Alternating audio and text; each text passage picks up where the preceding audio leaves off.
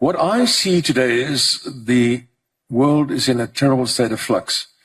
The countries around the world do not trust their governments in almost every case, and they have a lot of good reason for not trusting their governments.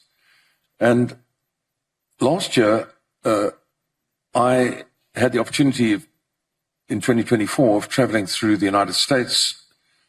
And I can tell you that at that time, under the Biden administration, the country was in a state of, the people were in a state of shock, not knowing what lies ahead for them as this administration under this man, this, in my opinion, not a very good man, was doing to the country.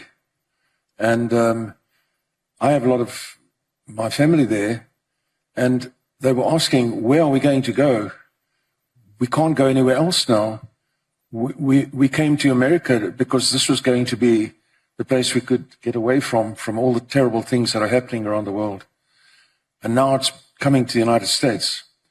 And by God's grace, in my opinion, Donald Trump was elected to be president at the end of last year with the help of my family. And everything changed. Everything changed. Everybody started smiling. I went to America, everybody was relieved. Everybody was breathing properly. I spent April this year in America.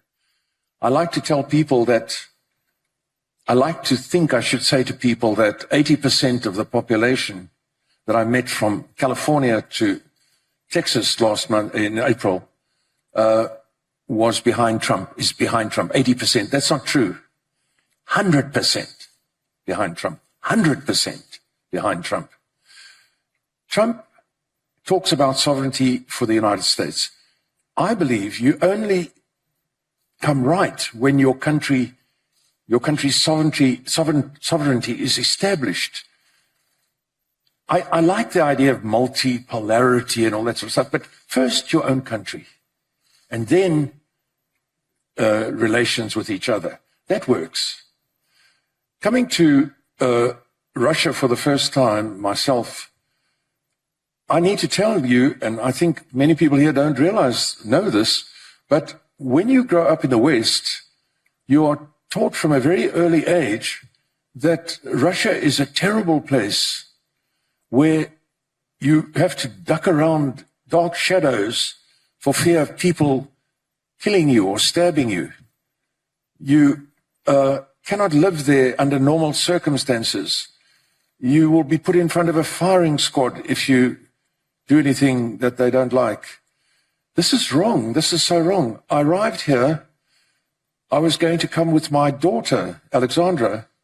She's 32 years old now, and she's very close to me. But anyway, she was going to come on this trip. She joined me on a trip to India. And as we were about to leave, as it happened, Dubai for Moscow, she received instructions from my sons, do not go to Russia under any circumstances. And then I received messages from other people around Europe, do not go to Russia. Why? I said, why? Why must I not go to Russia? What is it? What am I supposed to be frightened of? You know, and I won't say they couldn't tell me, they sort of intimated that my life is at risk if I come to Russia. And, well, you know, I arrived here, and the first thing I saw was perfect, total civilization in every direction. I see a city that easily rivals ancient Rome, and probably, I made the comment to somebody earlier, is by far, not by a little, but by far, the premier capital city in the world.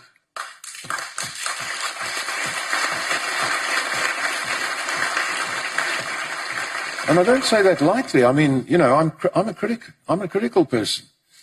Yeah, so I would like to say to Minister Lavrov that I've always enjoyed watching him on the television.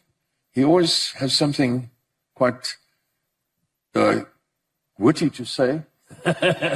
And so I've always enjoyed watching him on television. He always seems to come out the winner.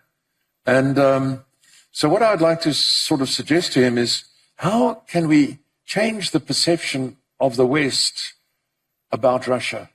Because I think this is probably, if not the finest, one of the finest communities in the world that I've seen.